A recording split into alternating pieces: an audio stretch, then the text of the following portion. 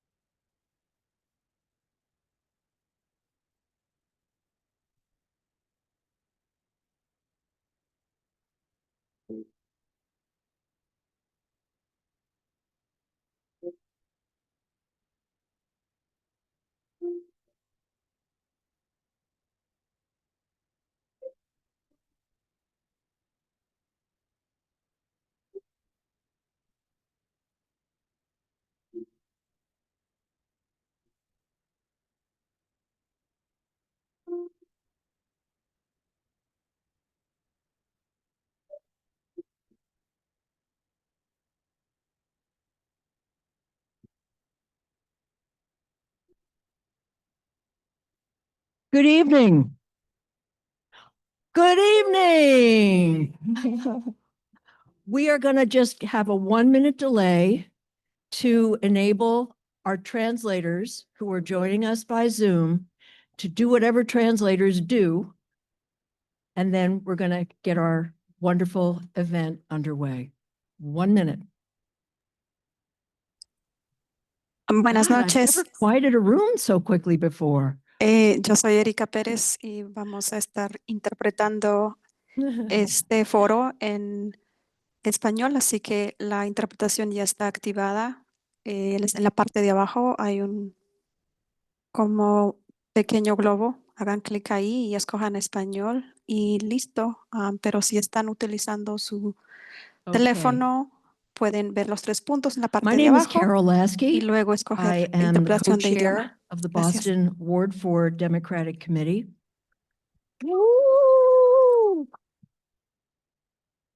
Representing parts of the Fenway, Back Bay, and the South End. I'm here because of a very lucky moment in my life that happened on January 21st, 2017. I was on my way to the Women's March. I wanted to be there to stand in community against Trump 1.0.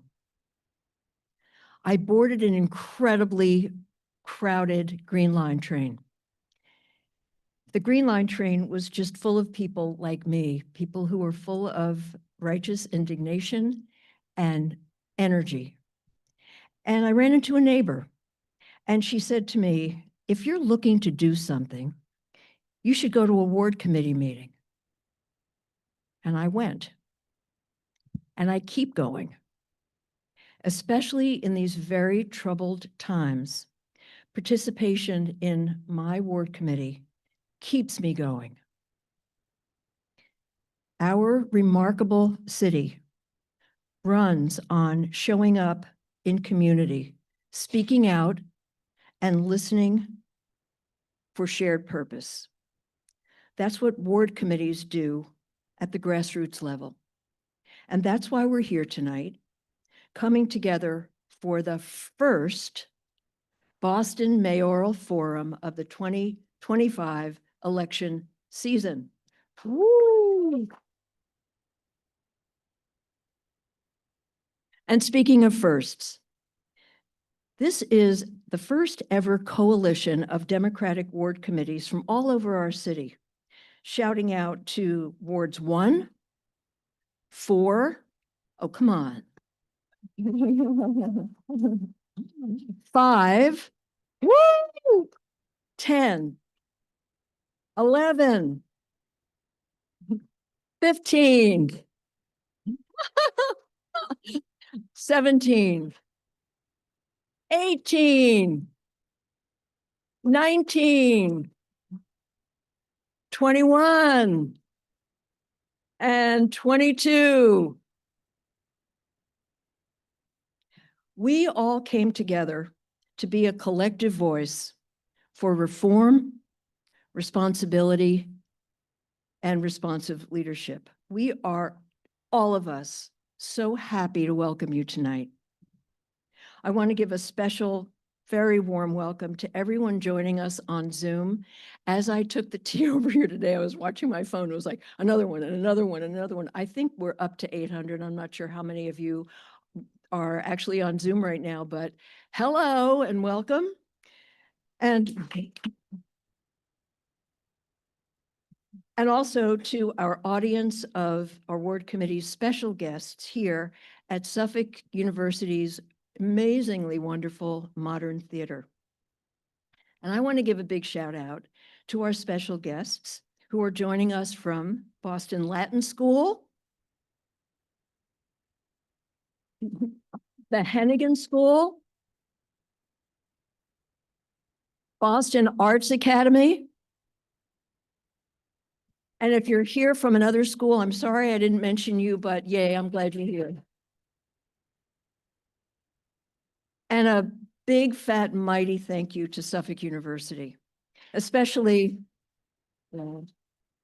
Lauren Campbell, Director of External Affairs. If there's such a thing as rolling out a carpet of welcome, Lauren, you and your team and every person on the Modern Theater staff has been so extraordinary to us. We are so grateful. Thank you for hosting us. Best partners ever, I would say.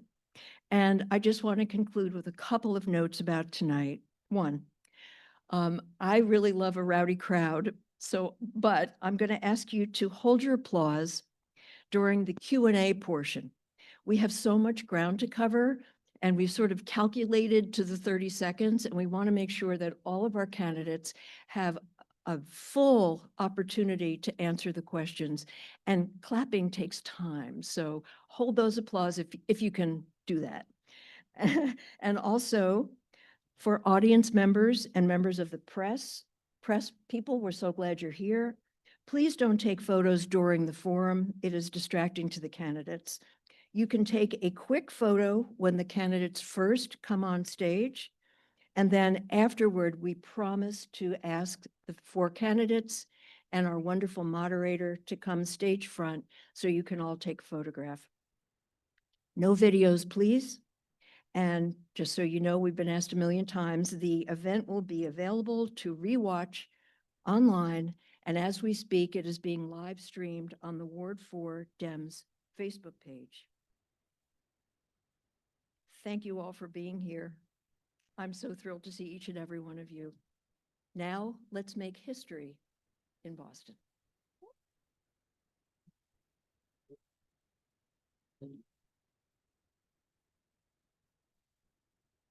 Hi, everybody. My name is Ziba Cranmer, and I'm here representing Ward 19. We have 13 precincts in Jamaica Plain and Roslindale, and I'm going to talk a little bit about how we came up with the questions for tonight. So first, we asked all of the participating wards to submit questions. We took a subset from that. And then we had, as part of the registration, people could submit questions, and we took the themes from that, thank you, ChatGPT, to cull into come up with a set of broader themes that are governing this conversation. So the questions are organized around these 3. The mayor is platform creator, which is what do the candidates stand for? And given the circumstances, where will they take a stand? The second is the mayor is city manager. How do the candidates approach the day-to-day operations of government? How do they plan to manage budgets, personnel, infrastructure, and essential services? And then finally, the mayor as a visionary leader. What does the future of our city look like under each of the candidates' leadership? What is their vision for tackling structural issues facing our city? In terms of audience participation tonight, with 800 plus folks online, we are not going to have an open chat. So it will be disabled during the event. And during the live event, all the questions will be posed by the moderator. We tried to get feedback on the front end. And now it is my honor and pleasure to introduce Saraya Wintersmith, who is our moderator for tonight. Saraya is the political reporter for GBH, and which includes covering City Hall, so she knows her stuff, and will follow up with the candidates accordingly. And among Saraya's many contributions are the podcast, What is Owed, about reparations. I encourage everybody to listen to it. It's a fantastic piece of journalism. And with that, I'm going to say welcome and thank you to Saraya.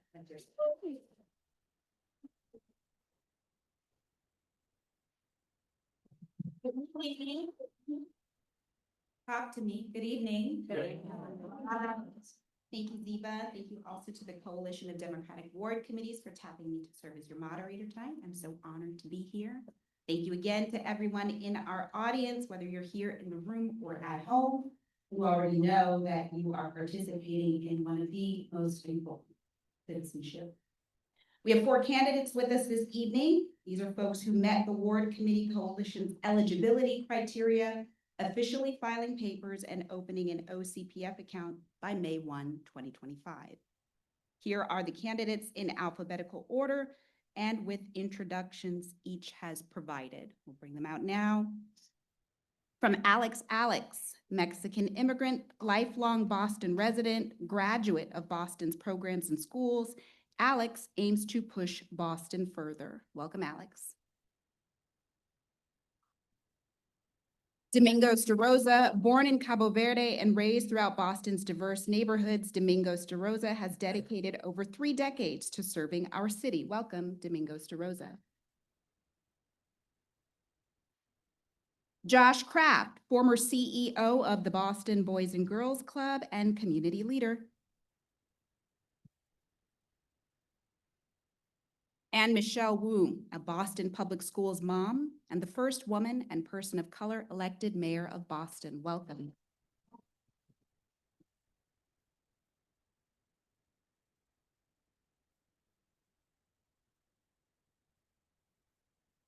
All right. You've heard about the format. Now a little about tonight's rules. That is the only time that we want you to make noise because we want to move the conversation along and cover as much ground as possible. Candidates will begin with 90-second opening statements. There will be no closing statements tonight. From there, we'll go into a mix of 60-second open-ended questions as well as some lightning round questions.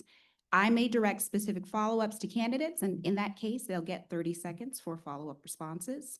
If a candidate is mentioned in another candidate's answer and wishes to rebut, they can request a 30-second rebuttal. And then there'll also be questions that we'll ask the candidates to answer with a quick yes or no. They have paddles to hold up. Let me see if you guys are listening. Yes, very good, very good.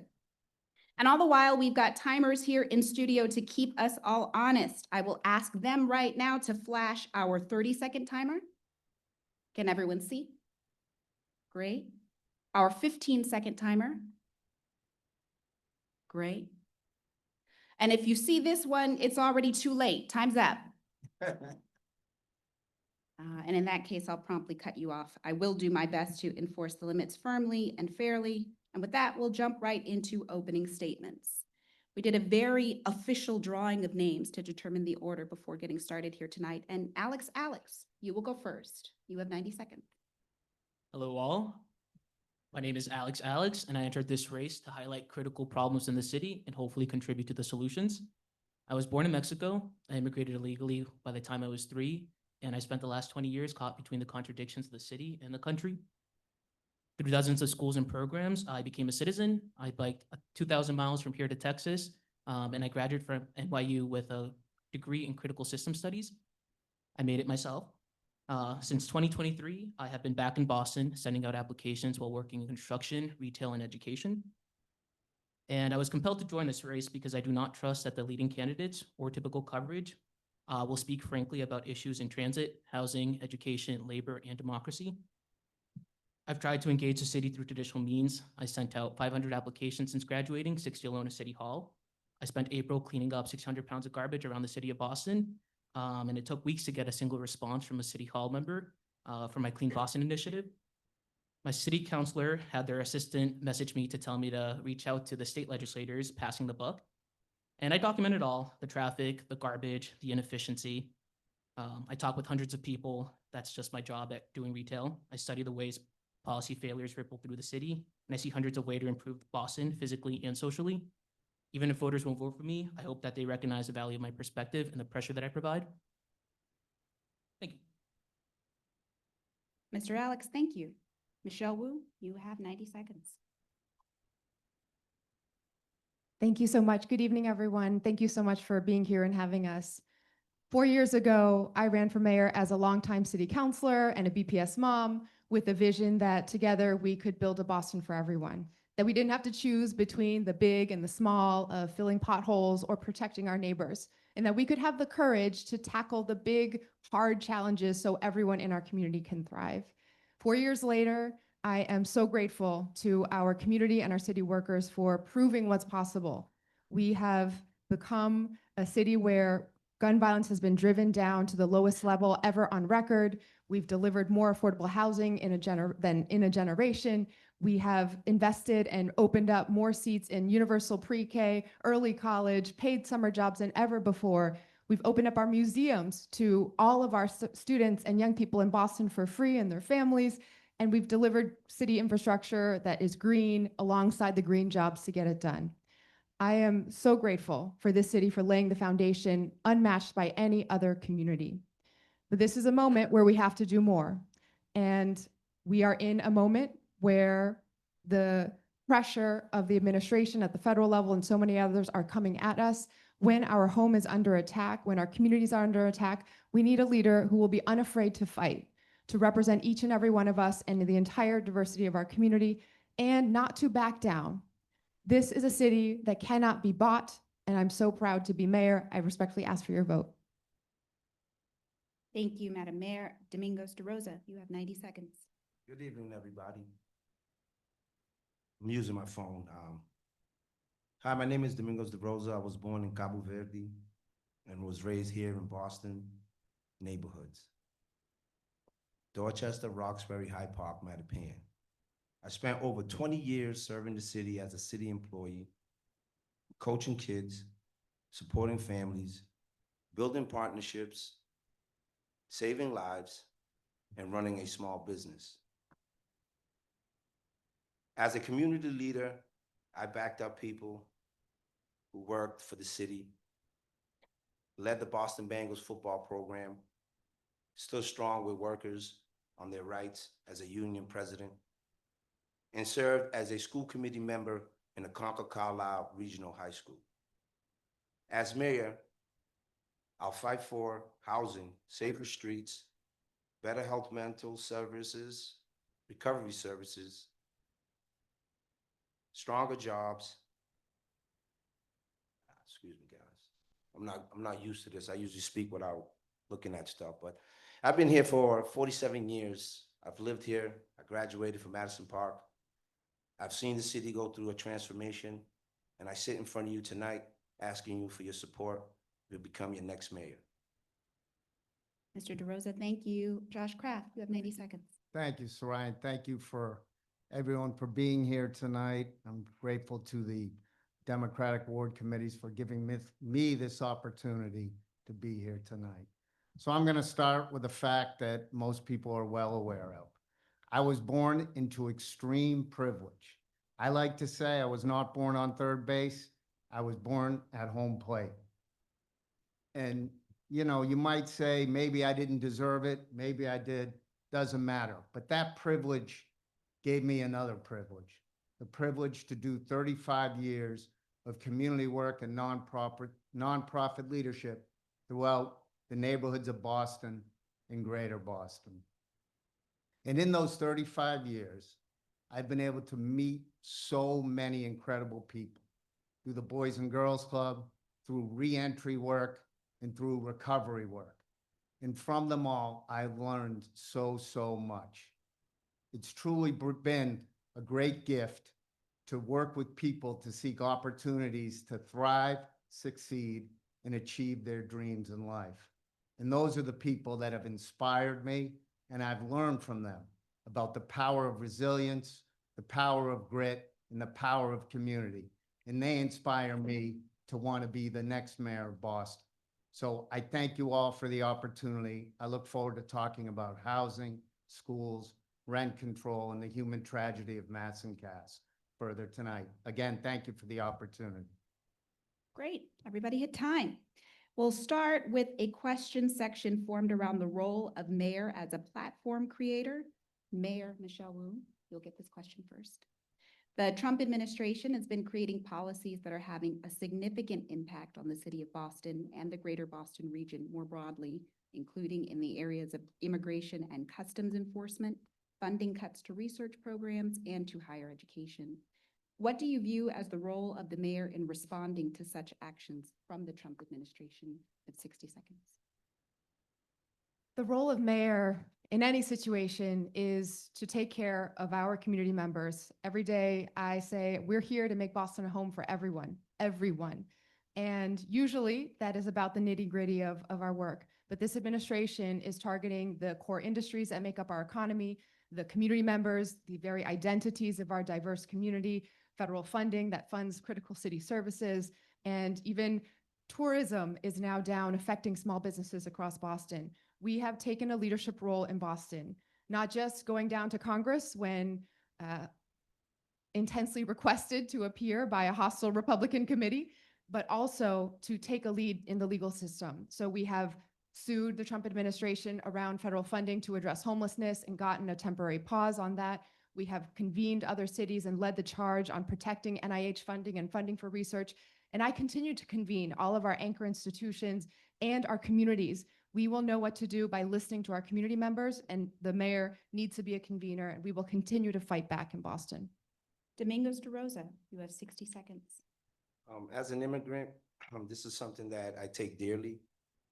But as you know, we have federal laws on the books that need to be upheld. And those laws are causing more issues, not only for a certain community, but for all the communities of Boston. A lot of these things are being pushed on to the small families who cannot afford to leave Boston because they don't have the fundings to relocate. A lot of our funding is being cut because of the reactions that are coming out of the administration that we currently have. We need to make sure that we bring all voices to the table, not just a few, because these things are critical to how we move forward as a city. As of right now, a lot of our fundings are being cut. Our next budget is being a shortfall, which is creating job cuts, which is creating other issues in our school systems, which is creating issues for folks who are on subsidies. And if we're not able to generate these funds in other ways, we're going to lose more than just funding from the federal government. Josh Kraft, you have 60 seconds, I'm sorry. Thank you. So the priority for the mayor of Boston, for me, would be the people of Boston and all the industries and everything that's being impacted by the actions of the Trump administration. We've all four of us talked about housing. We know housing is going to be harder to build because of tariffs, and the cost of materials is just going to go up.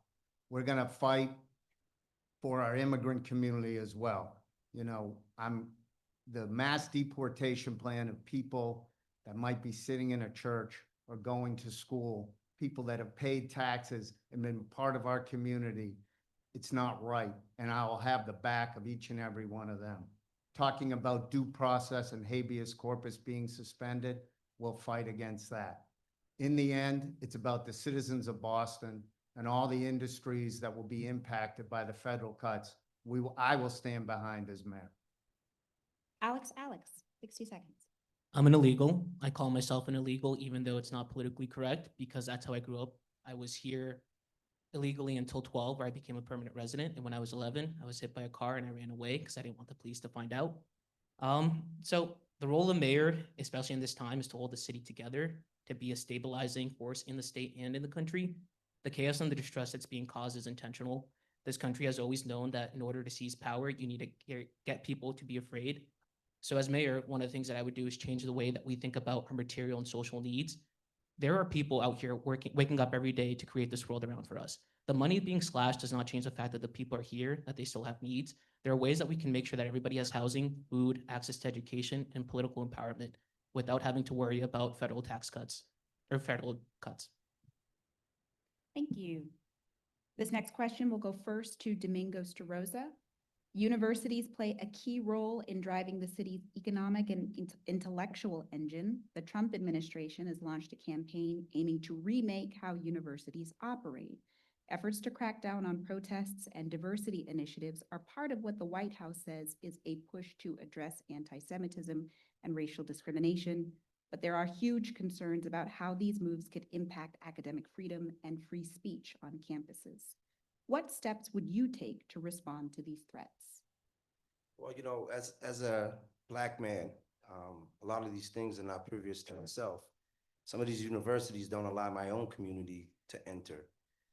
So, I would like to see, a lot of our universities actually take a role and come out and actually use equality to show that they're willing to bring in not only folks from outside the countries as foreign exchange students, but students right here in Massachusetts, here in Boston.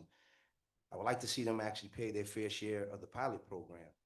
Some of our big universities, such as BU, BC, Northeastern, and Harvard, specifically Harvard, hasn't paid 13 years of taxes. They haven't even paid 67%. So there's a bigger conversation when it comes to some of these policies that these universities have. And the only way we're going to get them to understand how to change them is to actually hold them accountable. And that's something that's not being done on different levels. Thank you, Josh Kraft. 60 seconds. Look, First Amendment is the cornerstone of America, and we need to protect it.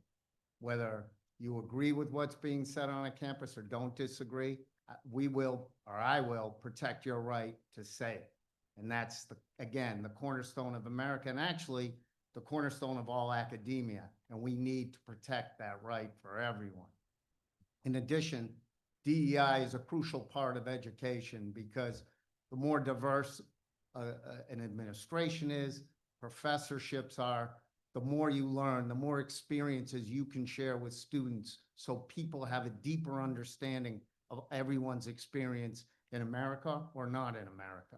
And those are two of the tenets of academia, two of the tenets of America, and I would protect those and work with our universities to hold those sacred.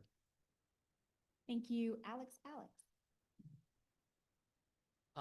I think that universities have always been lapdogs of tyrants.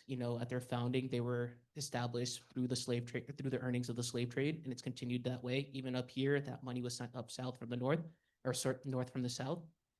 So this crackdown is a perfect opportunity to reshape academia, not just in universities, but all the way through.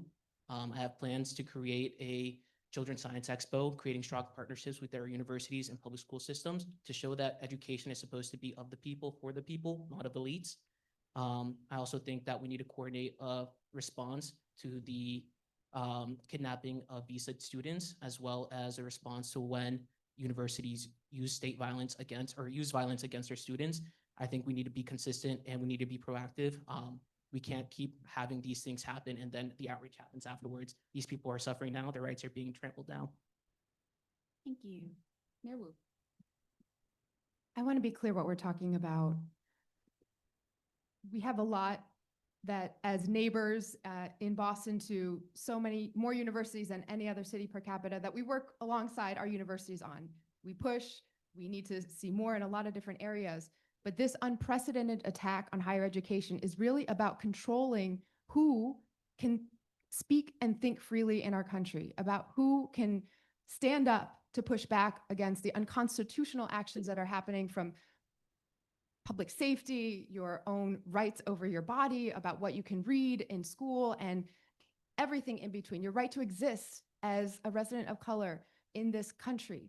And we've been in ongoing conversations with universities and work to, again, rush to court when necessary to back up our universities. But there's a more fundamental role for Boston. All of this is designed to isolate, to intimidate, to silence each individual organization, because it makes sense to try to protect yourself and keep your head down. So when Boston speaks up, when we fight back strongly and we step out, that creates the space for all of our universities as well to feel protected and to start stepping out and fighting as well. Thank you.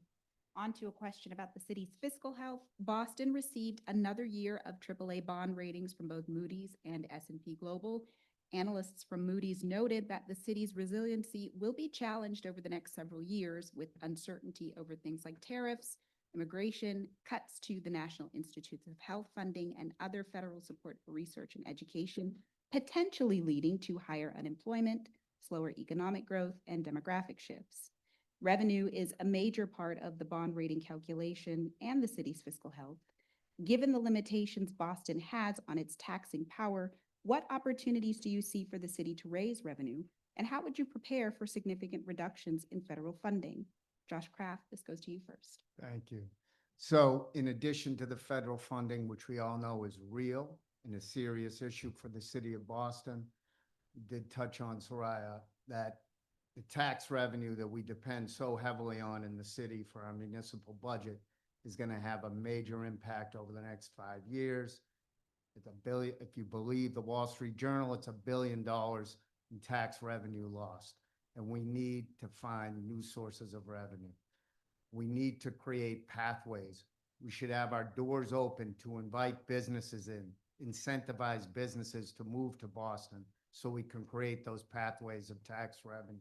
We need to find a way to get more housing built to not only keep workers in the city, which is essential to revenue for the city, but also to create tax dollars. And of course, continuing to convert old commercial space into residential units is important too, to create those new sources of revenues. We need to bring as much as we can, everything on the table to find new sources of revenue for the city.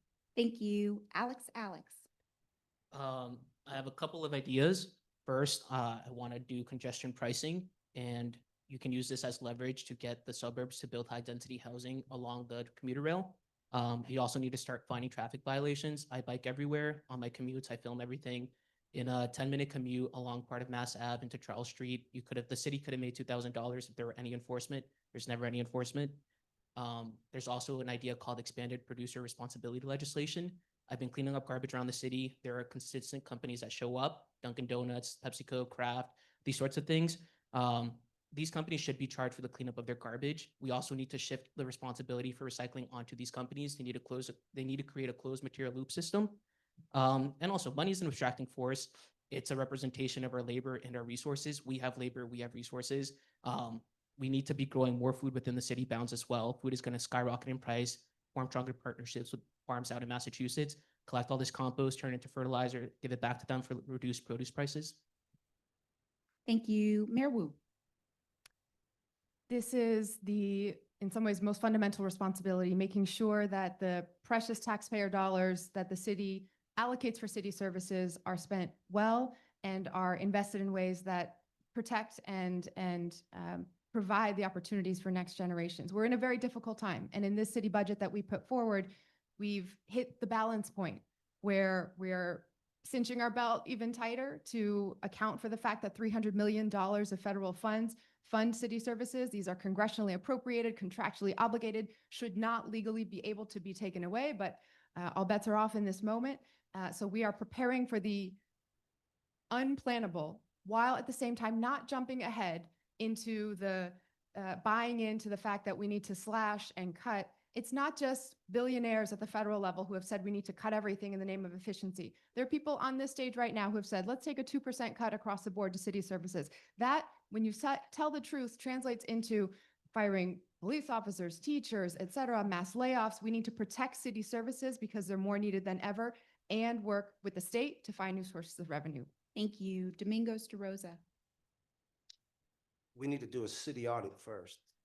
That was one of the questions that were brought up several times in the chamber about the city's budget, and that was voted down by our current city council. So we need to find out exactly where the money's being misappropriated so we can make sure that we do not continue to fund some of these things like our BPS system. We're at $1.6 billion, and 23% of our school students are at grade level. So we need to figure out not just where the money's being spent incorrectly, but we also have to bring in these revenues from the tourists who visits our city and town, that we put all this funds into events that they utilize, but on the back end of it, we're not seeing any revenue. We have to make sure that the money that we do generate goes back into our communities and making sure that the services that we actually provide are actually quality services. And that will help us keep families in Boston, in our school systems, in our homes. We have too many vacancies in the city that needs to be filled, and we're not filling them because folks are not seeing this city as somewhere they want to build a future. Saraya, can I have a rebuttal, please? You may. 30 seconds. Just when I talk about savings in the budget, when there was a $4.6 billion budget and the city administration said there wasn't a penny to be cut from it, I just find that hard to believe. But I also think it's disrespectful to so many citizens in Boston that are making hard fiscal decisions that impact their families every day. Thank you. May I respond? May, Thank you. 30 seconds. So again, it's easy to stand on the sidelines when you're new to the city, new to any city policy making, to say, just cut, cut, cut, and not have to say from where. We put forward what a 1% cut would look like for the city of Boston. That means delaying police, fire, EMS classes. That means removing investments that go out to our community members.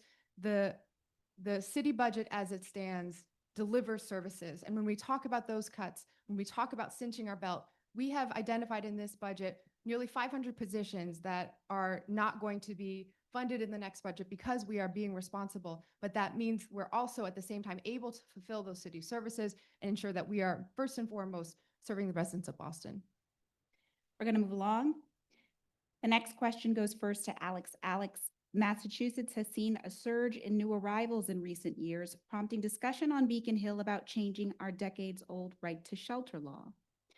As mayor, how would you balance what many consider a humanitarian need of welcoming and supporting new arrivals with the longstanding need to support existing underserved communities within the city of Boston? This kind of goes into my larger term development of the country. Boston, I want to be a leader within the nation, especially going forward. The country's not going to survive what is happening right now in DC, and Boston needs to be prepared for that. I don't really think we're having those discussions, and that's why I'm here. So Boston definitely has the resources to help people out. And I think that can be done by helping other regions develop. For example, Detroit, a lot of cities in the interior, those cities could use a lot of redevelopment. There are people who need work. There's work to be done. There's so many things that we could be doing if we connected the right people together. Internally within Boston, I see it more as a staging ground. How do we get people these immediate quick skills, maybe quick English classes, connections with families, because a lot of people who do come because they're a family in the area. So just sorting out our processes to make sure that we can house people as best as possible. That also means taking over lots that are not being used or parking lots. Somebody mentioned that we need to build more housing and more taxable income. Parking lots cannot be taxed in the same way that businesses or residences can. So I feel like those are ways to generate a revenue. Thank you. Mayor Wu. Could you repeat the question, Saraya? Sure. Massachusetts has seen a surge in new arrivals in recent years, prompting discussion on Beacon Hill about changing our decades-old right to shelter law. As mayor, how would you balance what many consider a humanitarian need of welcoming and supporting new arrivals with the longstanding need to support existing underserved communities within the city of Boston? Yeah, I want to thank Governor Healy for her leadership in an impossible situation, because our federal immigration system is broken and the impact always falls down to cities and states. At the local level, our job is to take care of people, whether you are 6 generations deep in this city or whether you are new to Boston or new to this country.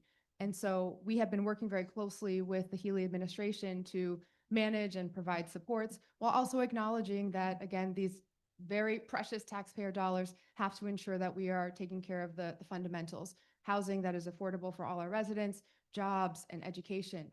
But when there are students who arrive in Boston, when young people arrive, by state law, it is our job to take care of them and to educate them. And so we will continue to do so.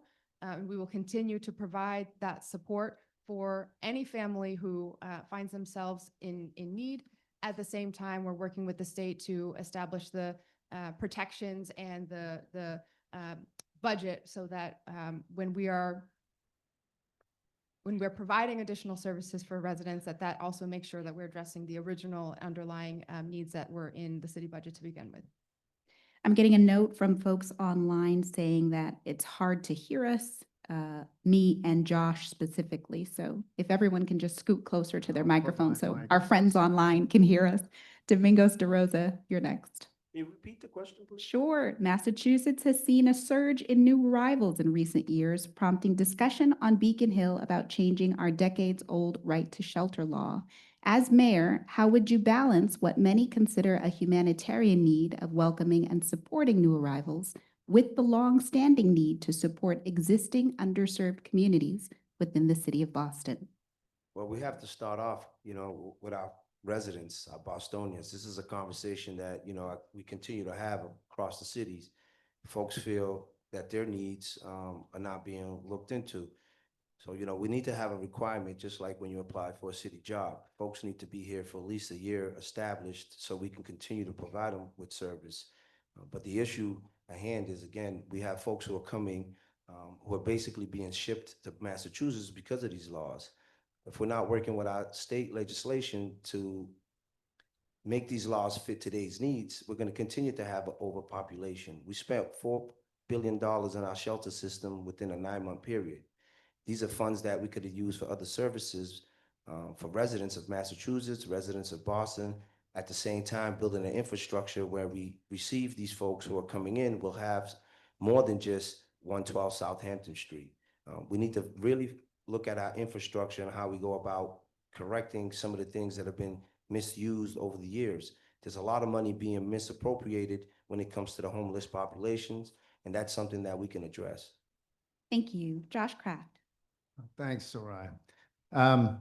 So look, according to Margaret Mead, the cornerstone of civilization is compassion.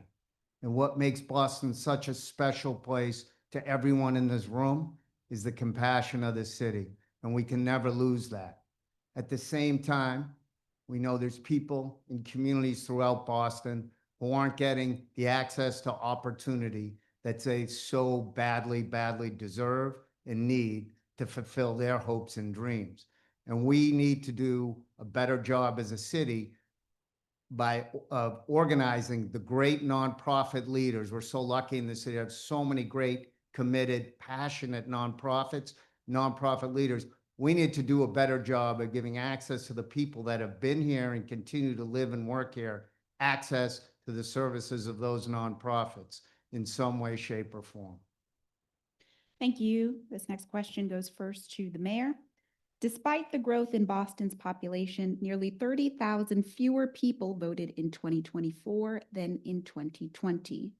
The Ward Coalition wants me to note that that comes with significant corresponding declines in votes for the Democratic ticket. How do you diagnose this decline, and what will you do to increase turnout in this and future elections? I've been having this conversation at home with my kids as well.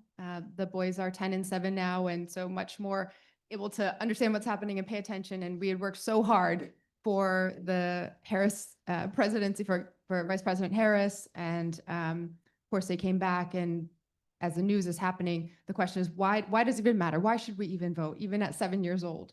And I think in Boston, at the local level, what I really believe is that there's no antidote to voter apathy except making sure that people see and feel the results of their actions.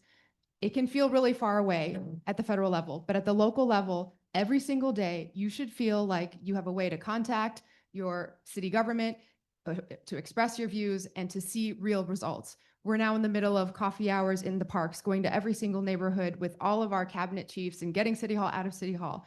We have initiatives that are meant to address ideas that come in through neighborhood services, all the way up to the big policy ideas that the city's been talking about for a very long time. The more progress we demonstrate, the more we allow for voter engagement as well, the more we can continue to tackle this challenge. Thank you. Domingos DaRosa. I've been waiting for this. Civics, got to put it back in our schools. Our children don't understand the system. So how are we going to change something that they don't understand? For us to get people involved, we got to teach them what they're getting involved in. We've lost so many voters in Massachusetts because of that. Boston is one of the most diverse cities, but people don't understand because promises are being made by individuals who are seeking position to engage the community, and that engagement doesn't look like how the community is looking to be engaged. There's tons of promises when it's election season. Like I hear from tons of folks, you knock on my door during election season, but then I don't see you after that. How do we change that if we're only visible to the community during election season? We have to get people's interest by making sure their children are being educated on what's going on in the process. And a lot of folks that I speak to, they're disconnected because years and years of letdowns, years and years of waiting for, the great white hope. And as I say to them, democracy starts by being involved. And a lot of that doesn't happen. You can't find your ward committee. Mr. DaRosa, that's time. Thank you. Josh Kraft. Thank you. So we all know in this room, you're all here tonight, that it is the power of democracy. And following up on Domingos, we need to do a better job of making sure our young people understand the power they have with a vote. And you can expose them to the stories. I know there's a story here in this city a couple of cycles ago where a city council won by one vote. And there's other stories you can tell them. So there is power in that vote. The other thing we can talk about, every immigrant community that I've talked to here, they love to vote. They vote with power and they vote with passion because they never had that opportunity wherever, in many of the places they were coming from. And we need to do a better job to get that message to everyone in our city, especially our young folks, so they understand the power they have. And finally, it is getting out into the community, speaking to people, connecting with people, showing them the power of accessibility and democracy. Thank you. Alex. I would like to agree with Domingos. I think that we need to start teaching civics again and have our kids enrolled to vote by the time they graduate. A couple of different ways I diagnose this problem. One is that in Boston specifically, there is a lot of bureaucracy and red tape around how a law gets passed and how our leaders are accessible. I opened my statement by showing how much work it took for me to get a single response. Another, for the Democrats specifically, it's a branding issue. The Democrats do not have a spine. They do not have a clear direction. I am not running as a Democrat, even though that'd be where I most likely fit in. I think this country was founded not as a democracy. It was founded as a constitutional oligarchy. And the political party system is part of that. It's either one or the other. There's really no choice of winning. Another way to fix the low voter turnout would be to pass ranked choice voting. That's been shown to improve voter turnout. It also makes people feel more involved and it makes every single vote count. You're not just voting for the Democrat because you know the Republican won't win. Thank you. Now on to some questions dealing with the role of the mayor as city manager. Domingos DaRosa, this question goes first to you. What is your #1 top priority for improving Boston public schools? We're a resource city, but a lot of those resources don't go into our schools. I'm a BPS grad, graduated from Madison Park, class of '96. I'm a Voc Tech student. When I was there, you know, my future looked very slim. It was either go to jail or wind up dead like some of my friends. There was no real connections with some of our staff. And what I mean by that, some of the staff didn't really understand what we were going through as kids in the city. So as a BCYF employee, I got to see how we can change that. Bringing the two departments together is going to give BPS students the nurturing they need. From swimming, half our pools are closed, half our gyms are empty, half our playgrounds are empty. And that's how we encourage our kids, is by giving them these resources before school and after school. My plan for BPS would be a 7-to-7 plan. I was part of that. I grew up in it. I see what the benefits for it for the city. Thank you. Josh Kraft. So the first thing I would focus on as mayor to improve BPS is to focus on what schools were created for, the students. Put the focus back on the students. Make them feel great about coming to school every day, about learning and achieving. Some of the ideas I would use to focus on students is focusing hard on improving literacy rates, especially in the younger grades, maybe K through 3rd grade, and set a goal to improve literacy rates by 10%. In addition, we all know the vocational path works for so many students that don't want to hit the college path because it's truly not just a job, a career. So make access to vocational education, not just at Madison Park, but maybe create hubs at other schools throughout the city. And that's two of the ways I'd focus on students. Thank you. Alex. I would like to make education real again, meaning not just abstract study, but understanding how it relates to the world and how they can shape the world around them. I also think that we need to take greater advantage of the city as an educational resource, the environments and the people as well. For example, you can take kids out to a sanitation plant to see how trash gets processed. And then you talk about where that trash comes from, the life cycle of that plastic, etc. I think more community interaction as part of the curriculum, having kids go out and walk, shelter dogs, learning about what the process of domestication was. If they're learning about the Civil War, for example, a kid who's interested in art can talk about how political propaganda was made and distributed. Another kid can talk about the engineering of the weapons and how things were transported. There's so many ways to engage kids in education. Kids famously will not stop talking. They'll ask you endless questions, but they go through the education system and they come out the other end really disillusioned. And it's because we hold them to a standard that does not work for them. For example, the standardized testing standard, I would get rid of it. I always did very well underneath it, but even I knew that it was not something that served me. Thank you. Mayor Wu. As a BPS mom, I know not only how much it matters every day for our young people, but how urgent it is that we have to get this right and move quickly. And so my priority is to make sure that this oldest public school district in the country will be the best and that it should be the first choice for every Boston family. There's been a really challenging period through the pandemic and since for education everywhere. And public education right now is under attack by our federal government. And in Boston, even before that, we'd had a period of so much turnover, 5 superintendents in 7 years, that there was just a lot that we stepped into. But with Superintendent Mary Skipper's leadership and the team that she's put in place, I'm really grateful and proud of our progress forward. Unlike many other districts, chronic absenteeism is down, attendance is up, graduation rates are up. We see more BPS facilities projects in the pipeline and under construction now than in the last 40 years combined. And we're building partnerships so that every single high school has something special to offer and expanding early education. So we're creating the pathway for investing in our young people and educators as an investment in the future of the city overall. Thank you. The next question goes first to Josh Kraft. What grade would you give the city's response to the situation at the intersection of Massachusetts Avenue and Melnia Katz Boulevard? What is your proposed solution or response to this situation? I'd have to give the grade an F. I think that my response would be A, recovery first. We have to find pathways to get people into recovery. It's hard to watch people trapped in a vicious cycle of substance use disorder, mental health, and homelessness.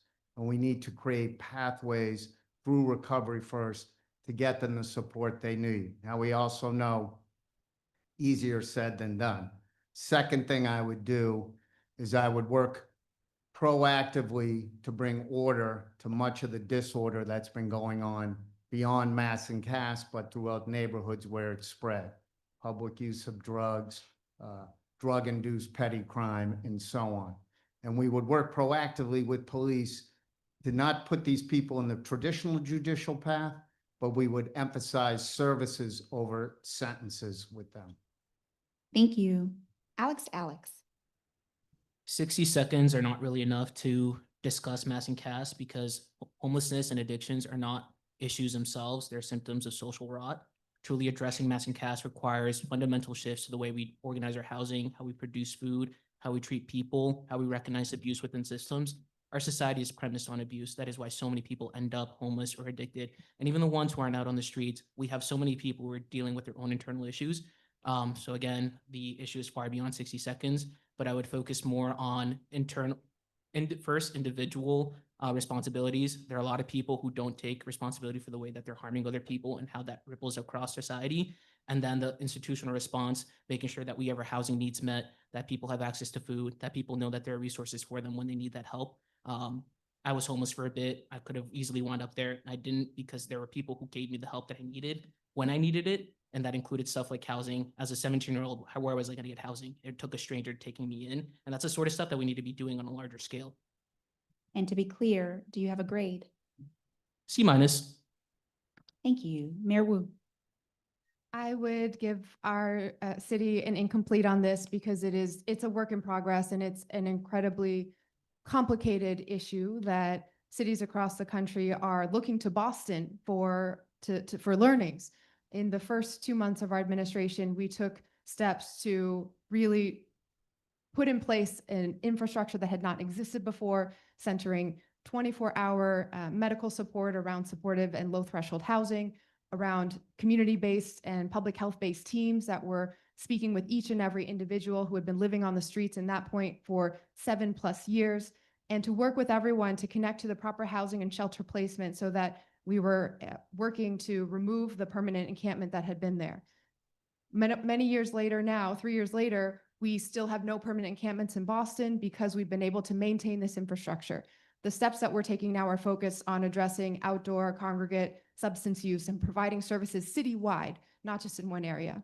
It's a difficult thing to say we're going to tackle the problem right and not just contain it and look away, but really address it, even if that means we need to provide a citywide response. I'm proud of the first responders who have been doing this with us, public health officials. Madam Mayor, that's time. Thank you. Domingos DaRosa.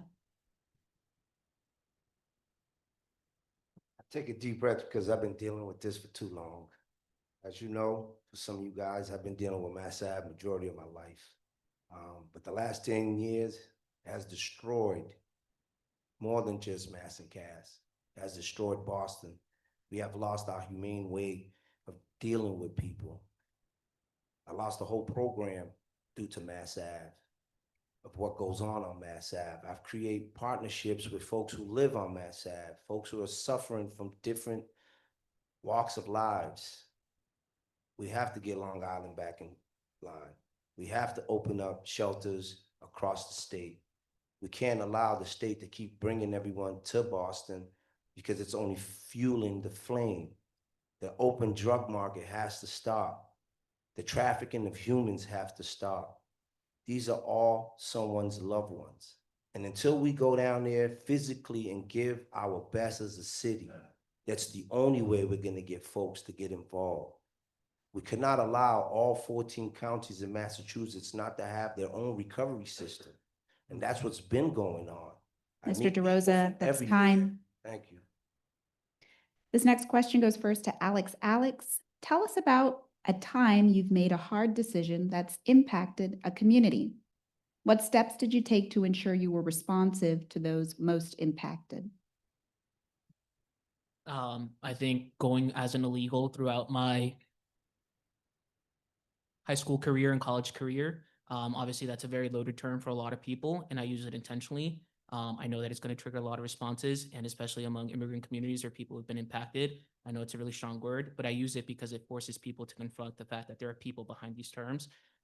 Like I mentioned before, when I ran away from that police car, that is the policy effect of calling somebody illegal, of creating a system of immigration that categorizes people in this way.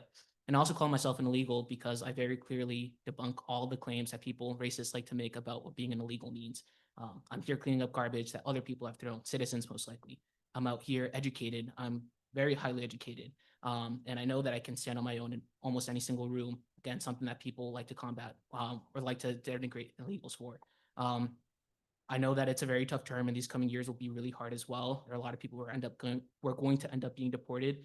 And I just know that my position as somebody who is a citizen now can create friction and action in places where there wouldn't really be some otherwise. Thank you. Mayor Wu. The job of being mayor is hard decisions every single day. And if you want to move things forward, it means having space for community process and for everyone to have a say, and to sometimes then decide that we are going to move forward, even if we don't have everyone in agreement. So I want to talk about White Stadium for just a few seconds. This is a facility in Boston that for 70 years has been crumbling. It is the hub of Boston Public Schools athletics. And I know it has sparked a lot of emotion because it is so important to everyone. And there have been some people who have expressed concern about change. But if you ask people who ran track in that stadium 50 years ago or attended a concert, they'll tell you that it's been run down for far too long. Our students deserve better. Our Boston kids deserve everything that kids from the suburbs have. And it is tough. It's been budgets. It's been managing legal contracts to ensure that we are protecting and enshrining every bit that we got from 60+ community meetings over 2 years and more. But we are going to deliver a world-class facility for our students and our community. And I'm really proud to have made that decision. Thank you. Domingos DaRosa.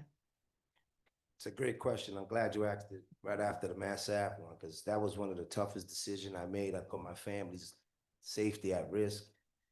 We created a South End Roxbury partnership. 2 communities came together to address Mass Ave, and we decided to take our issue First to the city hall, to all the chambers. Then we took it to the state house. And then we got so frustrated because we were losing so many valuable comfortabilities within our own community that we decided to go to the governor's house in a form of protest. In that protest, I received a harassment order for bringing Mass Ave to the governor's doorstep so we can get his attention on something that is so humane. It was so hard to see people die in front of me day in, day out, that decision was a benefit because it became a mayoral conversation in 2021. It became no plan, no vote. We brought together majority of the city to speak on this, to come up with solutions that we presented to the city on how we can address it. So it was one of the toughest decisions I made, but I'll do it again if I had to. And I hope that we all can come together and figure out a way to save these lives. Thank you. Josh Kraft. Thank you. So back in 2008, and I was CEO of Boys and Girls Clubs of Boston. It was early in the fall, and we were aware of the impending financial crisis that was going to impact the country and every nonprofit and business and city across the country. And we decided to make significant cost savings in our budget early, before any of this started to realize itself. We were always told you can never cut too early. So that's what we did. I went into all the different communities, met with the local advisory boards, with parents, because some staff had to go. Unfortunately, some programs had to be cut. And I explained this will make us stronger in the long term. And by the next fiscal year, we had actually had a level budget, and we're actually able to add back some of the programs we had to cut. But it was hard there at the beginning before the impact of the crisis had really hit. Thank you. This next question goes first to the mayor. This past weekend, thousands of people participated in the Louis D. Brown Peace Institute's annual Mother's Day walk to raise awareness about the impact of violence in their communities. We know the recent reports about Boston's historic lows in crime. We also know that according to the latest BPD statistics on shootings, this year we've had a dozen more shooting incidents than when compared to this time last year. What would be your number one policy to reduce gun violence in the city? Keeping Boston safe means having a relentless focus on bringing everyone to the table, having a person-by-person approach, and watching very carefully to put resources out into the community. I want to thank Commissioner Michael Cox and all of our police officers and first responders. And I want to thank all the faith leaders, all of the neighborhood partners, the public health partners that we have who every day come together. And we have now set up an infrastructure in Boston that stays intensely focused on safety and driving down gun violence, regardless of whether there's recently been an incident or not. This is a new approach that is data-driven and based in community and just holding ourselves accountable nonstop.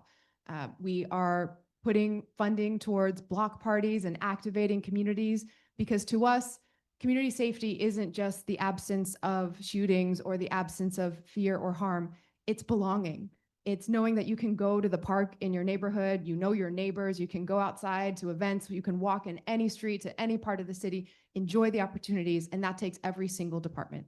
Thank you. Domingos DaRosa. Great question. I live in the murder corridor of Boston. I mean, it was named that in the 90s. I'm a gun survivor. I've watched what gun violence does to families, including my own. I have a brother who's been in a wheelchair for 27 years from a gun violence.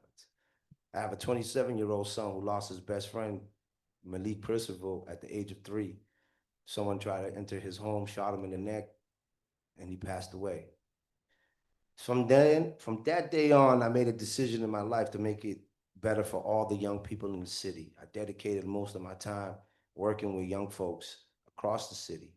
We have to give each other value. A lot of our folks don't have value, and they don't see that in themselves. I learned that in high school when I was told that that was my future. This is why we had the murder 2 days ago of a 21-year-old. We had another one a week before the Mother's Day walk. And that's not going to change until we value each other, till we look at each other as human beings, not from what part of the city you live in. I've seen folks in West Roxbury come to me and say, hey, we never had issues with gun violence till the last couple of years. I said, where you been for the last 30 years? And Mr. this is what we DaRosa, have to that's time. change. Thank you. Josh Kraft. Thank you. Public safety is crucial to the success of any city, of any community, anywhere. We don't have this forum tonight if we all don't feel safe. It is crucial. And we need to work hand in hand with our public safety folks, our first responders, and our community nonprofits and community leaders to always make the city's safety a priority. And one of the best resources we have in this city for public safety is a thriving, caring reentry community of men and women that have come home from behind the wall, who understand how to talk to the kids that might be thinking about doing the wrong thing, and how to engage them and how to build their value. And I think as a city, we need to take full advantage of them, their experience, and their love for the city to keep our city safe. Thank you. Alex. I can't speak too specifically about gun violence, besides the policies that are already in place, like gun buybacks or having community leaders keep an eye on their neighborhoods. But I can speak to general violence and lawlessness. And as many of the other candidates have already discussed, feeling like you belong to the city is a way to reduce it.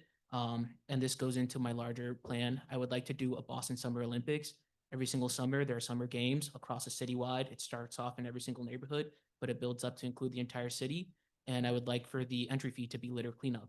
Right there, you're creating community across neighborhoods. You're also having people clean up their neighborhoods, which makes them feel like they belong, like it's theirs, like they belong. It makes them more protective of it. But it also goes beyond that. People can't feel like they belong to a city if they're being priced out by rent. They can't feel like they belong in a city if their parents are always working to afford an apartment that isn't that great. So reducing lawlessness is really just an issue of reducing, or just an issue of combining everything we said previously, making sure that the city accommodates people, sees their needs, and doesn't force them into extremes. Because why do people act in these ways? Why do kids act in these ways? There aren't resources for them. There isn't a community for them. There are no other alternatives. Thank you. This question gets at our healthcare ecosystem and the availability of equitable services within the city. Domingos, DaRosa, you first. What will you do to ensure that communities like Dorchester and Mattapan regain essential healthcare and pharmacy services? And what should happen to the former Kearney Hospital facility? As you know, we have a pharmacy desert in Roxbury and Dorchester. And, this is something that Menino was great at. He was able to bring in those resources to BMC. But BMC doesn't have satellite sites. We have great clinics, but we don't have clinics in every neighborhood. And that's something that we can build, that infrastructure to make sure that every community, right now, folks in Mattapan are either going to Milton Hospital or they're going to BMC, where they have their primary care physicians. And as you know, Blue Hill Ave is looking to be turned into one lane. That's going to increase travel time to get to BMC or BI. So one of my plans was to have these satellite sites within our health system by having them open periodically throughout the community. We had a mother who was in emergency distress, and she walked into Bowdoin Street Health Center, and they were able to help her because it was open. It was just about to close, but it was open. And we need longer hours. We need to make sure that we increase our EMT system by having more of our students at Madison Park have those opportunities at a younger age so we can feed the system. Thank you. Josh Kraft. Thank you. So health equity in community health is the cornerstone of the success of any community. And I know it was mentioned by folks up here already, we have great hospitals in this city. And we know there's a pilot program, and sometimes I know we feel as a city, we're not getting everything we should from them. But I think tapping into their greatest resource, which is health, community health, and bringing them into the city, building partnerships beyond just the community health centers, bringing great health care to people who might not get to community health centers. And that gets to the Kearney Hospital. It's a horrible loss for the folks in Dorchester and Mattapan. We need to do something about it, whether it's through pilot programs and working with the great hospitals in the city, or finding some way to at least keep some kind of emergency services, psychiatric services alive and well there. Thank you. Alex. I would like for whoever is the next mayor to do great capital investment in Mattapan, Dorchester, and Roxbury. Those have been historically neglected neighborhoods in Boston, and healthcare has been a part of that. I remember going to the East Boston Neighborhood Health Clinic when I was a kid. I think that would be a great option to start mitigating some of the needs in those neighborhoods right now. You could help by subsidizing medical education for the students who work there, for the residents and the students, for loan help. As for Kearney Hospital, again, I'm not too familiar with that area. But I agree with Josh. If there's another way to if there's a way to make sure that medical services are still available while we work on long-term plans for redeveloping the area, whether it is for the spacing or for another hospital facility, we need to do what we can to help the people right now. Thank you. Mayor Wu. Boston is the hub for the best healthcare on the entire planet. But if you talk to our residents, you know that not everyone feels like they can comfortably access that kind of care in every space in our city. And so we need to make sure that the disparities that are still existing today in life expectancy, in health access, and in chronic disease are addressed. Our Boston Public Health Commission is working on just that. Just last week, we had convened all of the community health centers in Boston in my office to hear how they are handling and surviving this current moment, again, when federal funds are being pulled away. And so between our large healthcare institutes, our large hospitals, and our community health centers, we need to be in one conversation to fill those gaps. I worked with the governor to convene a task force on the Kearney. They've issued some recommendations. We absolutely need healthcare back on that site. It will look different than how it was before, but we're pushing the property owner, which is still connected to that horrible, greedy steward company that sucked all the profits out at the expense of patients. So we're working to require, and Boston's going to stand firm, we will not allow for luxury condos to replace healthcare there, no matter what their plans are. And we're going to ensure that our live long and well health equity agenda is implemented across the city. Thank you. The next question goes first to Josh Kraft. Please state clearly whether reducing dependence on cars would be a priority for your administration.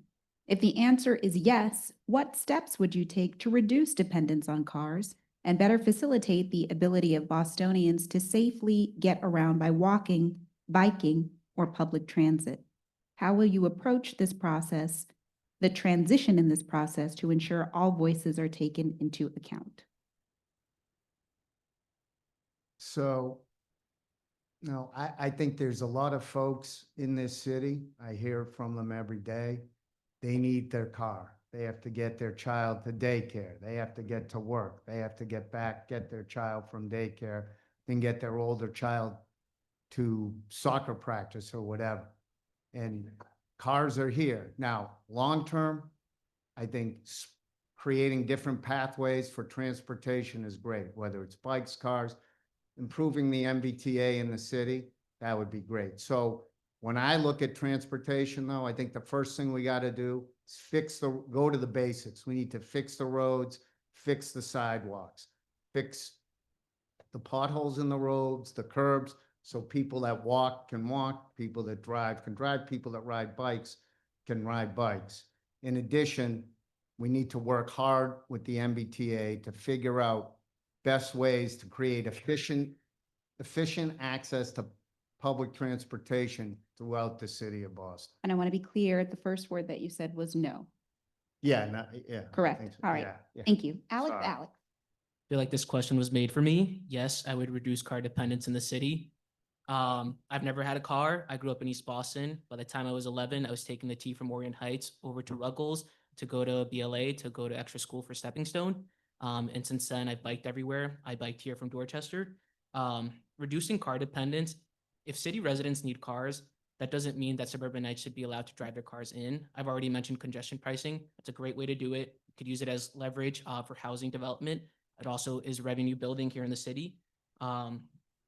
I would like to create bus quarters, not bus lanes. For example, bus lanes go for maybe 200 feet, then they disappear into regular traffic and get stuck behind it. I want bus quarters crisscrossing the entire city that reduce transit times to like under 20 minutes. It would be used as EMS lanes as well. I want to do a bike bus program for kids going to school. So you gather kids together in a bike path and you bike together to school, have BPD enforcement, making sure that the people on the road are being safe around children. So yes, basically, I would like to see a reduced use of cars in the city. Thank you. Mayor Wu. Yes, absolutely. And reducing dependence on cars has been the official policy of the city of Boston since Mayor Menino 15 plus years ago said the car is no longer king. We need everyone to have more options to get around safely, affordably, conveniently. And I'm really proud of the progress that we have made. We have built out staffing so that the city is supporting the T. General Manager Eng told me that from 130 some days of shutdowns, they've been able to save 40 years of night and weekend patching of the Ts, fixing all the slow zones because the city's been able to help above ground managing and directing those alternative transportation shuttles. We are making sure our roadways are safe for everyone, expanding and connecting corridors and doing so in a way that we continue to get feedback from our residents so that all uses can be in place. This is important not just for people's daily lives and their commutes, but for our climate and for our larger public health as well. I just want to note, I think we saw and heard sitting right here. Last week, Josh was asked by a reporter what his plan for traffic and transportation was, and he said, just pausing bike lanes, he hadn't thought about much else besides that. That's not a plan. It's not even a concept of a plan. We need a mayor who's going to be serious about empowering Madam everyone Mayor, to that's get around time. our city. Domingos, DaRosa. Can I rebut You after may Domingos? after Domingos. Sure. You can go first. I just want to hear it. Yes. Josh Kraft, you have 30 seconds. All right. Now, my plan for transportation and for the city, as I already mentioned, two parts of it, fixing the roads, fixing the sidewalks. I've heard from too many people, even bikers, that they hit potholes consistently on the bikes. I've heard from a lot of seniors, they can't navigate sidewalks. Talked about working with the MBTA to create efficiency for all the Boston neighborhoods. In terms of bike lanes, I am for bike lanes, but we need a pause and understand where we can put them with thoughtful feedback and data collection in the most efficient place Mr. for all Kraft, that's transportation. time. Domingos, DaRosa. Thanks, Josh. Thank you. Again, I'm a Bostonian, been here all my life, and the congestion, because of the one lanes and the bike lanes and the bus lanes. So there's different feedback from different communities. I would love to see major arteries go back to what they originally was created for. They are evacuation routes. After 9/11, for folks who know, Blue Hill Ave was created to be an evacuation route, same as Hyde Park Ave, same as Columbia Road, same as Tremont Streets and so forth. So we have to be mindful to remember that not everyone lives in Boston, but they drive through Boston. Not everyone in Boston works in Boston, but drives through Boston. So how do we get folks to use our transit system when we're turning those parking lots into condos? Forest Hills had a beautiful parking lot that was turned into a condo, and now those folks are driving into Boston versus parking. And we can increase those parking spaces outside of Boston by expanding the Orange Line into Dedham, into Norwood, to make sure that folks are coming from the south and the north have places they can pull in and make sure that the T is actually on time. Thank you. Quick follow-up here for all of you, just because I want to be clear, and you can do a show of hands. Do you support the expansion of the network of permanent protected bike lanes in the city? Yes or no? I'm gonna go half, because I already said it. I would pause them and figure out a more efficient way to. How about bus lanes? Yes or no? All right. Mostly yeses and one half is what I see. All right. We're shifting gears and going now to the role of mayor as a visionary leader. Alex, this is for you first. Please explain how you define affordable housing. Then describe how you would expand affordable housing in Boston and ensure development without displacement. I think simply put, if you have to work more than a week in order to afford your housing, it is not affordable. Right now, it's ridiculous. Rents are $3,000. Minimum wage is $6.15. At minimum wage, it'd take you 50 hours every single week just to afford rent, pre-taxes, pre any other bills. That's why so many people have roommates. I know people with 6 roommates. I know people working multiple jobs. It's ridiculous. I would like to cap rent for a single room to 25% of minimum wage and rent for a full apartment to 30% of minimum wage. People tell me that that's sort of a ridiculous idea, that that's like infringing on eminent domain. But I think it's ridiculous to expect people to work their entire lives just to pay for an apartment they're not in so their kids can grow up without them. I think one way that we could go about this is collecting all the property owners in Boston, talking about why the rents are so high, if there's a way that reductions in property taxes can help out with that. Obviously, some tax credits for buildings that are at the 15 and 30% wage cap. Obviously, not every single building will be held to that standard, but there must be enough for the people who service Boston to live here. Thank you. Mayor Wu.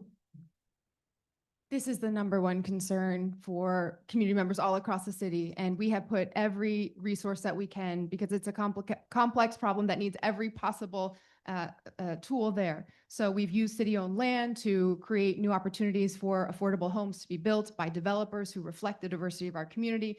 We have created a fund that will help spark and close the gap on financing for housing that's already been permitted that can move through, including affordable units.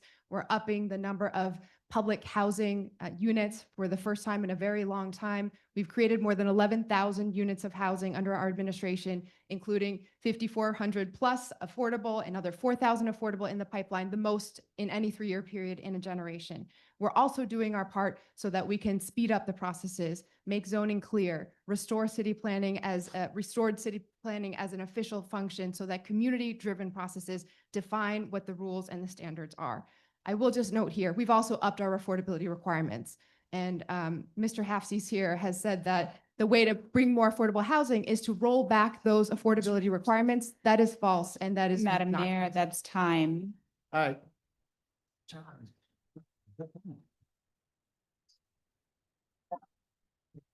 Domingos DaRosa, hold your Oh. applause.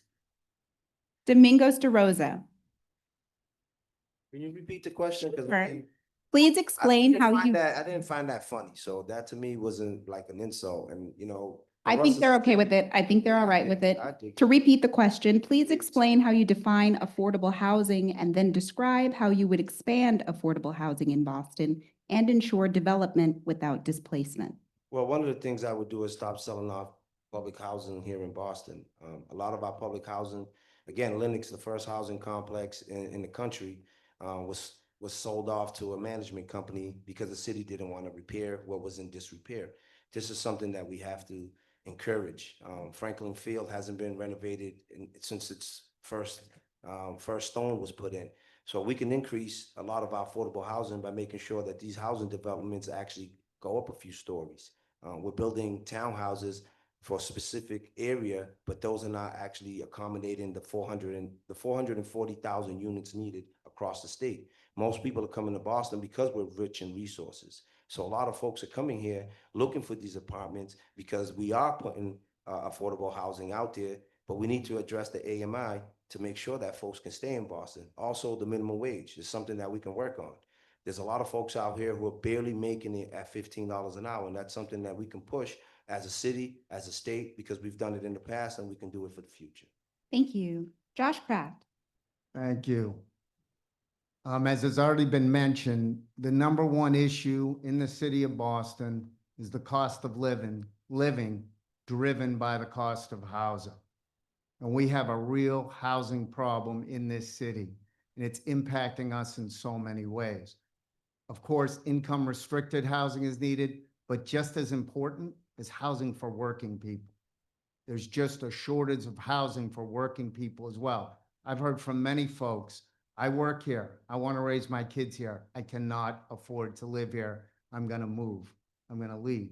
And that's impacting our city, our workforce, economic vitality, the economic vitality in the neighborhoods, in the communities. We are losing it. And we need to find pathways to build more housing. Because in the end, big picture, the way out of a housing crisis is to build more housing. Availability equals affordability. Thank you. Mayor Wu, this goes first to you. What steps would you propose to reduce Boston's income and wealth inequality, especially the racial wealth gap? The way to ensure that we are creating generational wealth is through ownership, home ownership and business ownership. And this has been a key focus of our administration. So again, with the resources that we've had, we've helped more first-time home buyers become homeowners in Boston 850 families plus becoming first-time home buyers. we've also worked to ensure that we are providing the opportunities for new types of home ownership through our co-purchasing pilot program, for example, where individual households can pool their resources and purchase market rate housing with some down payment assistance and no interest loan from the city. Business ownership is another critical part. And so through our space grants program, we've supported more than 90 businesses opening up in new spaces across the city. We have more than doubled the percentage of city dollars through contracting that go to MWBE's, minority and women business enterprises, doing business with the city. And we're not done yet. We need to make sure that we are putting our money where our mouth is in every way in Boston. Thank you. Domingos DaRosa. The wealth gap goes equally with the educational gap. As you know, here in Boston, a lot of our students, K through 8, still at 23%. We can't get them into these universities to get these jobs that will bring up their wealth to make sure they can have a future here in Boston. Our high school system, we're at 32%. So that's a lot of the contributing factor why we have, and again, historically, we know other issues have contributed to that. But the ongoing issue is our educational gap is what's causing the wealth gap to be even bigger. We're talking about $8 for a black family, $246,000 for a white family here in Boston. That's a huge gap. That's not a gap, that's a freaking crater. And the reality for people that live in my community, we cannot afford to buy these houses at $15 an hour. There's no way that we can use the city services because we're not able to save 6 months in a savings account because we're behind on our phone bills. We're still keeping our heat on from this winter. So the only way we can change this is by making sure our youngest minds have an opportunity in our education system that we call world-renowned, that we can't get into, but everyone else can. So if we change our education system here in Boston, we'll change the difference between the wealth gap. Thank you. Josh Kraft. The pathway to generational wealth, the first step has already been said. It's home ownership, creating pathways to home ownership for every family that wants to buy a home in the city. Now, easier said than done. Not everyone can do it, but we have to work to find the pathways for them. One thing we would put forth is a home buyer program that working families can participate in, so that they can start to build the nest egg and the generational wealth for themselves, their kids, and their families. In addition, small business, especially in the Black and brown communities. And one of the biggest issues that I've heard from them is the inefficiency of getting permits and certifications to open their business. So I would create a one-stop shopping at inspectional services for small businesses, so they're not going back and forth every day while they're paying a lease on a store that they're not seeing any revenue from. Thank you. Alex. I'd like to push the understanding of wealth gap beyond economic terms. I want people to understand it as the assurance of material and social needs. And for your social needs, that would include things like education and political participation. I grew up in a single mother household. I was homeless at 16.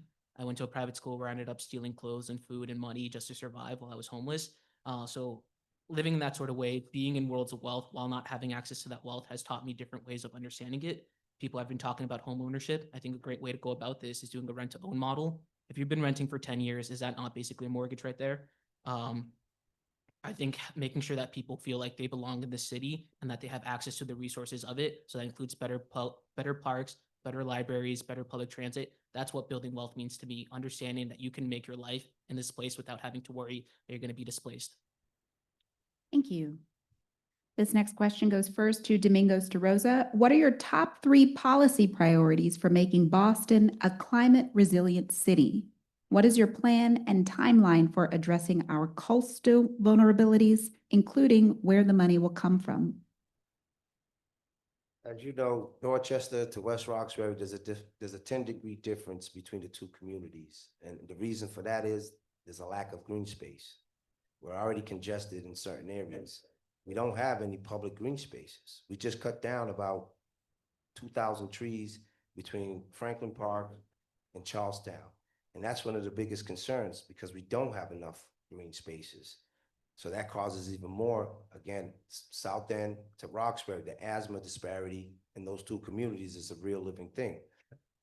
As far as the coastal, again, we've been dredging Boston Harbor for several years now to bring in those tankers. That was done, again, not in favor of Bostonians. That's caused a lot of those issues. We have increased the travel within the harbor. If you have noticed, bigger ships require bigger lanes.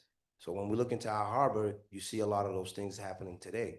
And this, again, we're at sea level. So it's going to be very difficult for us to build these walls within the sea if we're not thinking about how do we go about changing the way we bring in those ships into Boston.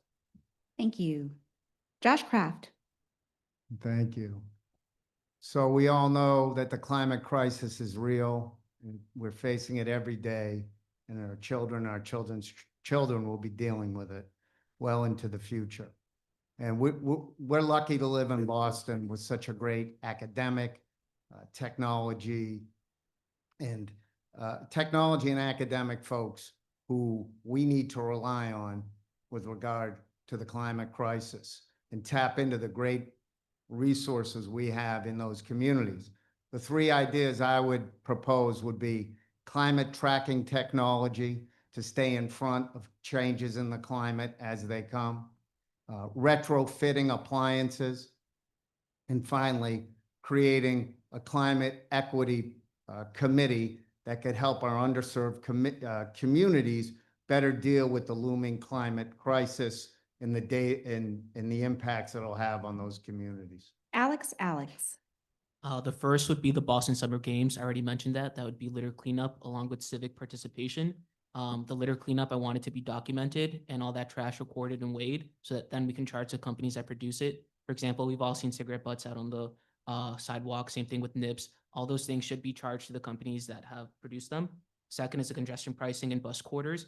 That would help with housing, but also it makes sure that we're not breathing in these chemicals, and it frees us up from noise pollution as well. That's something that we don't really understand as pollution, but it's impacting our health.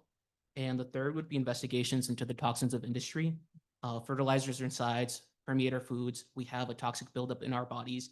The goods that we use, the air that we breathe, all of it is contaminated. We all have plastics in our bloodstreams. Fetuses right now have already met plastics. So I'd like to begin a collective, an official record and archive that the other states can contribute to, but basically using it to go after industries that have profited at our expense. These are going to require huge healthcare costs, and we don't have that money right now. But you know who does? The people who poisoned us in order to make it. Thank you. Mayor Wu.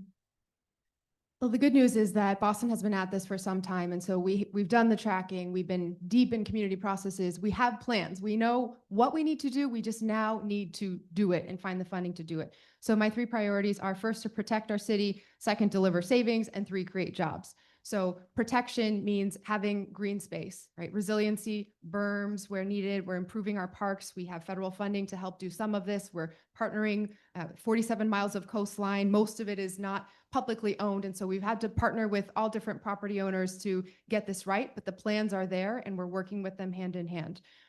We have prepared for emergency response as well, a first ever deployables day where we can very quickly respond in the case of a major weather event. Second is savings. So energy savings for our residents. We created a new Boston Energy Saver program. We're also working with big building owners to make sure that they're electrifying and have passed first ever zoning in the country for net zero for large new construction. And then most importantly is these are jobs that should go to Boston residents and our Boston young people. Our Power Corps program has been expanded, and we're doing more through Madison Park as well. Thank you. We're shifting now to a more rapid pace. These are yes or no questions with opportunities for brief follow-ups. I'm going to ask the timers to get ready. 15 seconds. I'm going to do my best to hold them to it. First up, you guys get your paddles ready. Oh. Do you support the legalization of overdose prevention centers? That includes safe injection services, even though the U.S. Attorney has stated these are categorically illegal. I see one no from Alex, one no from Domingos. DaRosa. Josh Kraft, what do you got? I can't see you. Oh, no. One no. No have. One yes from Mayor Michelle Wu. Can we elaborate a little? Wait, 15 seconds. for each of us? The For the drugs no. are For the illegal. one no. The drugs are illegal. No, you're the one, yes. I'm sorry, for the one yes. Yes. Yeah. So we need to make sure that we're saving lives, and public health and doctors tell us that this saved lives. At the same time, we need to be very intentional about siting and location and how to do this in a way that supports our plans to make sure that people can get services and doesn't concentrate or set us back in the progress that we've made. Thank you. Number 2, given the Trump administration's approach to federally funded education, do you support the expansion of charter schools in Boston? 1 no from Alex, 1 no from Domingos DaRosa, 1 no from Josh Kraft, and 1 no from Mayor Michelle Wu. Unanimous. Number 3, Boston voters overwhelmingly supported a 2021 ballot question to change BPS governance back to an elected school committee. Do you support a fully elected school committee? Can I do a half and? or I'm, can I have I'm, one I'm other? looking for signs. I'm looking for signs across the board first. Okay, so I'd like a 15 seconds on my response. if I'm that's- looking for signs. I'm looking for Okay. signs so I can go down the line. Alex, what are you doing? Oh, I don't know enough about this issue to make a stance. 1 yes from Domingos DaRosa. Josh Kraft, what are you doing? I am a hybrid committee with appointed and elected members. And Michelle Wu, what did you have? No. You care to elaborate? Yes, we have been working to ensure and empower effective governance in the school committee, again, with so much disruption and so much that our school community and our school district is dealing with. I want to make sure we are focusing on stability, empowering our superintendent, and working with the structure that we have to keep getting things done as we're moving in the right direction. Thank you. Do you support Boston's Trust Act? A yes from Alex, a yes from Domingos DaRosa, yes, Josh Kraft, yes, Mayor Michelle Wu. Do you support ending Boston's engagement with the BRIC? No, Alex, yes, Domingos DaRosa, no, Josh Kraft, no, Mayor Michelle Wu. Do you To support elaborate? Said yes, everyone said no. 15 seconds? I was on that list. And they created what they call Boston's Miracle. They took all these young folks from my community, round them up, and send them to the feds because they didn't know how to deal with them. A lot of these men are coming back into reentry 20 years later from crimes that they were forced into, things that they had to do to survive. Now, a lot of those things are legal, like marijuana. Mr. DaRosa, that's time. Thank you. Do you support the City of Boston's home rule petition to establish a small transfer fee on real estate transactions over $2 million?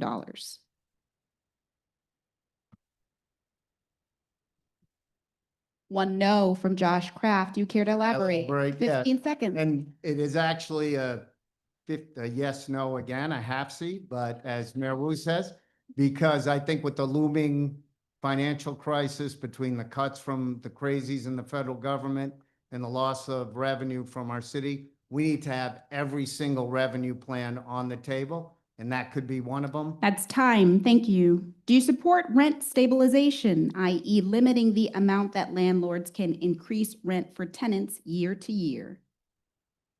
I see yes, Alex. Oh. Yes, yeses all across the board. Boston recently updated its inclusionary development policy to raise the required number of income-restricted units in new developments to 20%. Do you support this policy? Yes, Alex. Yes, Domingos DaRosa. No, Josh Kraft. Yes, Mayor Michelle Wu. 15 seconds. I think the IDP number is a fungible number, and it should be based on the economic climate and the cost of construction goods. So and the interest rate. So in tough times, we need to raise it so we can get housing built. When things improve, we can raise it up, lower it to get housing built. And when things get better, can raise it up because That's we need fine. to Thank build you. housing. Can I add 15 seconds on that, Saraya? 15 seconds. The most important thing in real estate and for our communities also is predictability. And so the idea that you would sort of yo-yo back and forth depending on the economic climate, it makes no sense. And our numbers based on research into where affordability requirements had been through community process, that's where we've landed. And it doesn't just It's durable for every environment, and it also expands the number of geographies and neighborhoods that our voucher holders have access to. Madam It's a Mayor, win-win that's all Can around. I rebut that? 15 seconds. This is the last Okay. one. I know that the city was warned through a consultant that if they raised the IDP to 20%, housing would have been built. A consultant that they brought in, and they still did it, and now housing has ground to a halt. Lowest housing starts in the country are here in Boston. That's not true. We're moving on. Given the city council's vote to approve a home rule petition for ranked choice voting, was that yesterday? Yesterday. Would you support a charter change to allow for ranked choice voting in Boston? Yes, Alex? No, Domingos DaRosa. No, Josh Kraft. Yes, Mayor Michelle Wu. For the no's, you're opposing something that the city council just approved. So walk us through your no's. It takes away individuals' rights to vote. Now it's gonna be put into a ranking of where someone falls into the choices people make. We should be able to pick, again, the primary, you have two individuals who are gonna move forward in the mayor race, and then you have one individual who will take the seat. But if we go off a ranking, we're gonna wind up with 5 or 6 That's individuals. time. The other no. Yeah, so in terms of the mayoral elections in the city, we have an open preliminary election where any party, any person can run in the preliminary election. In addition, understanding the ranked choice voting for some people might be a bit confusing and might entice them not to vote because of the confusion with It's it. time. Thank you. All right, we're gonna close it out with some light questions. I think we have time for 5 if we limit to 30 seconds.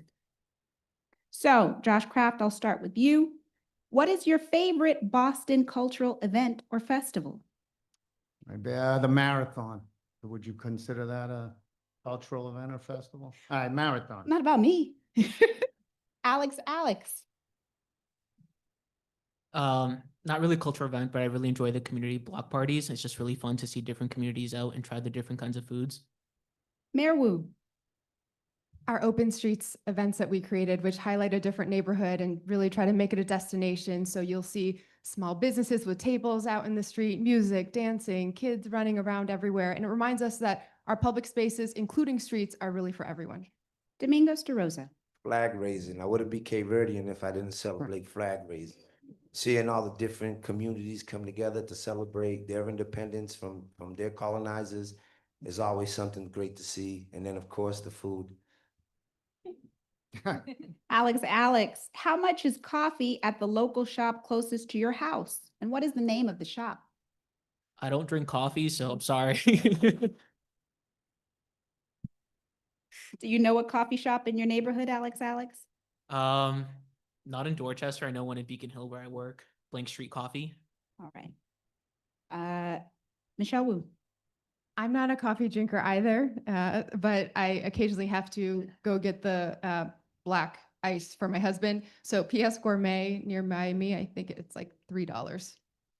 Domingos DaRosa. I brew at home. I'm on a budget. Got family. But when I did go out, it'd be Ideals on Dudley Street. They usually give me a hookup because I'm on a budget. Josh Kraft. Yeah, when I opened this up tonight and I said I was born on third base, this is on really home plate. This is going to give you a lot of ammo. I like to do it at home. I have some brand I really like. I'm like a coffee snob, so I admit it. Sorry. All right. What ward do you live in? Michelle Wu. Ward 18. All right. I love every ward. Ward 18. Domingos DaRosa. Ward 18, Precinct 19. Josh Kraft. I'm embarrassed to say I don't know. Alex. I think I'm in Ward 3. All right. What's one spot in the city that always reminds you why you love Boston? Domingos DaRosa. Repeat that? What's one spot in the city that always reminds you why you love Boston? Ideals on Dudley Street. I live there. I eat there. I have my own menu. Josh Kraft. I would say being in front of a Boys and Girls Club, probably the one on Warren Street, the Hockey Club. Alex. It would be the stretch from Castle Island all the way to Mattapan along the Neponset River Trail. It's just really beautiful to see what the city can do when people come together. All the art, all the information, the scenery, different times of years. It's just a really nice place to be at. Mayor Wu. Franklin Park. There's so much history there.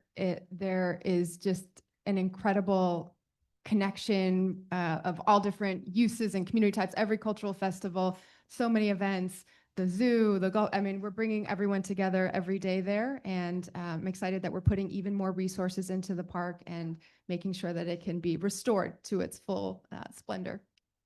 And Josh Kraft, you first. What's one local policy that drives you nuts? One local policy. You could say maybe the bike lanes, but that's not really a policy, right? So, is it? Policy. Hastily laid, I'm still in support, but figuring out a path is the best way. Alex.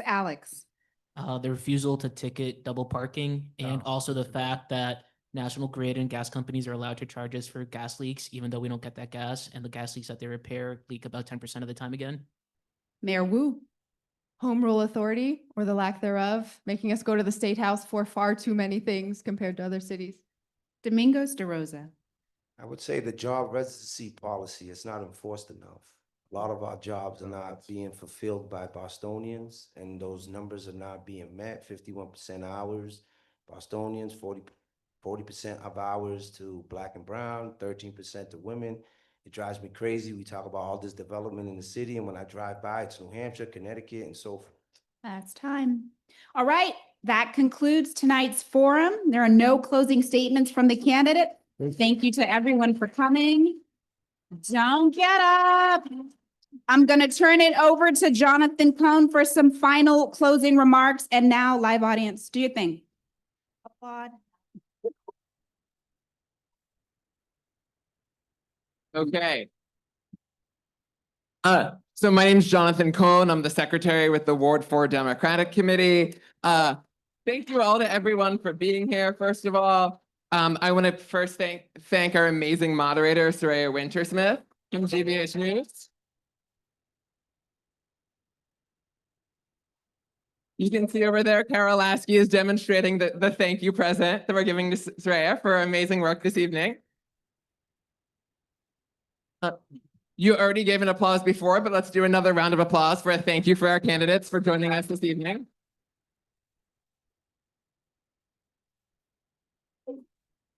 A thank you to all of you here who joining us in person, as well as to the I think over 300 people who've stayed to the end on the Zoom.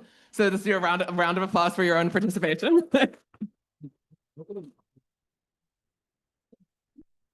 I'll do another kind of thank you to the amazing folks at Suffolk University Modern Theater who have been an absolute delight to work with and for hosting us this evening. I will do a thank you to our timers this evening, Mark and Heather, who kept everything moving. I'll give a thank you to the folks working tech in the back to make sure that we could preserve this event afterwards. As we noted before, this will be made available on YouTube afterwards in case you want to watch again, in case you want to share, etc. I want to also thank all of our co-hosts this evening. Those are the Democratic committees of Ward 1, 4, 5, 10, 11, 15, 17, 18, 19, 21, and 22. So applause for.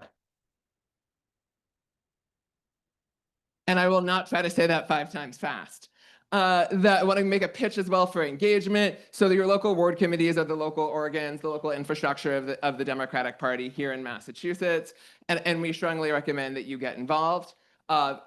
Ward committees do things like, as you've seen tonight, hosting candidate forums, hosting regular meetings, bringing in speakers, serving a role for accountability for elected officials and for turnout in elections, and so many other great ways for getting involved in increasing civic engagement. If you don't know what ward you live in, you can find that out at wheredoivotema.com, where you can find out your ward and precinct. And you can also figure out how to reach out to your local ward committee are on the massdems.org website. So I want to continue to always want to make a plug for engagement around. The coalition of ward committees behind tonight's event will also be doing an at-large city council forum a month from now. That's going to be on Monday, June 16th, and we hope that you will join us then as well. I'll give a shout out to those of us with Ward 4 are also part of a candidate forum happening next Thursday for District 7 and at large, part of a coalition of groups that will be at Hibernian Hall. I feel like I would be remiss without making a reminder that the preliminary election for Boston municipal elections this year will be on Tuesday, September 9th, and the general election will be Tuesday, November 4th. That is not yet on your calendar. It should be. And then I think those are all of the thank yous that I need to do. As a reminder, again, this will be made available online for folks to watch after. Again, thank you to everyone, a part of the planning team who helped make this event a success. I apologize for not talking reliably into the mic as I realize here. But before we formally break, if candidates can all stand in front of the table here for those taking photos for the event. For one final effort for this forum, and then we will free everybody to your evening. And thank you again one more time for spending tonight with us.